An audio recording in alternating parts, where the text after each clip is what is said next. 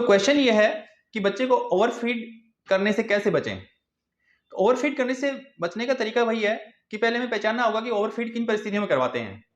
ज्यादातर केसेस में मदर्स को ये लगता है कि जब भी बच्चा रो रहा है तो शायद वो हंग्री है इसलिए रो रहा है, जबकि ऐसा नहीं है। बच्चे के रोने के विभिन्न कारण हो सकते हैं, जैसे कि उसके नैपकिन का गीला होना या बच्चे को सिंपली गोद में लिए जाने या कडलिंग की आवश्यकता है, इसलिए बच्चा रो रहा है। कई बार क्या होता है कि ज्वाइंट फैमिलीज में जब बच्चे की दादी नानी इत्यादि अन्य लोग होते हैं तो वो बच्चे के बारे में थोड़ा सा ओवर पॉजिटिव होते हैं और वो कहेंगे जी, किसी भी क्राई को लिंक करेंगे जी बच्चा भूखा है या इसको ठीक से फीड नहीं मिला, और वो ओवर फीडिंग को प्रमोट करते हैं। तो ऐसे सर्कमस्टांसिस को डेवलप होने से बचें। और आप ये ध्यान रखें कि बच्चे का जो स्टोमक साइज है जो फर्स्ट वीक में है वो केवल 45 ml है, और 7 से 8 दिन के बाद में माँ की जो मिल्क प्रोडक्शन है वो इससे काफ़ी ज़्यादा हो रही है। अकॉर्डिंगली आप बच्चे की जो टाइमिंग है, एक तो कितना गैप रखना है हमें फीड टू फीड, वो चीज़ बड़ी इंपॉर्टेंट है। जनरली आप 2 से 3 घंटे से पहले आप दोबारा फीड ना दें बच्चे को। यहाँ तक कि बच्चा जब 1 महीने का पूरा हो जाता है तो 6 घंटे बाद भी अगर फीड ले रहा है तो ये बड़ा नेचुरल सा है। So frequency of feeding should be limited. और एक बार जब हम बच्चे को फीड करते हैं तो फीडिंग सेशन है उसकी जो ड्यूरेशन है that should be around 30 minutes.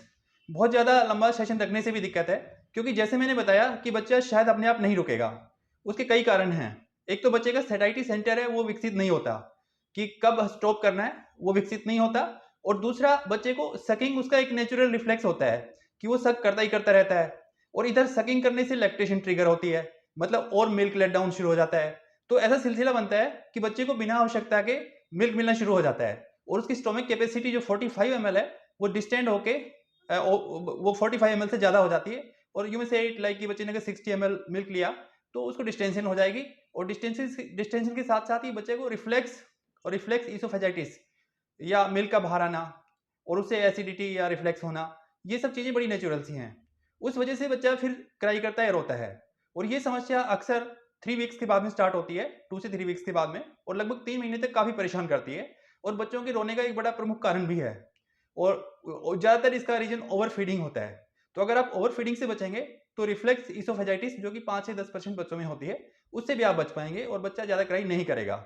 और इसमें एक विशेष साइकिल भी सेटअप हो जाता है कि जैसे बच्चा है वो रोने लग गया, आपने ओवर फीड दे दिया, जबकि रोने का कारण तो ओवर फीडिंग है, उसमें फिर से फीड दे दिया तो उससे उसकी जो प्रॉब्लम थी वो ठीक होने की बजाय और ज़्यादा एग्रेवेट हो जाती है। इसलिए इस वीडियो की समरी यही है कि बच्चों की ओवर फीडिंग से बचें। सेशंस को इतना फ्रीक्वेंट भी ना हो, आप 2-3 घंटे में एक बार फीड करवाना काफ़ी है। आप इससे ज़्यादा भी गैप रख सकते हैं जैसे बच्चा बड़ा होता जाए, और एक बार में जो सेशन है फीडिंग का उसको आधे घंटे तक लिमिट करें। तो यही आज का सेशन है। थैंक्स अ लॉट, शुक्रिया।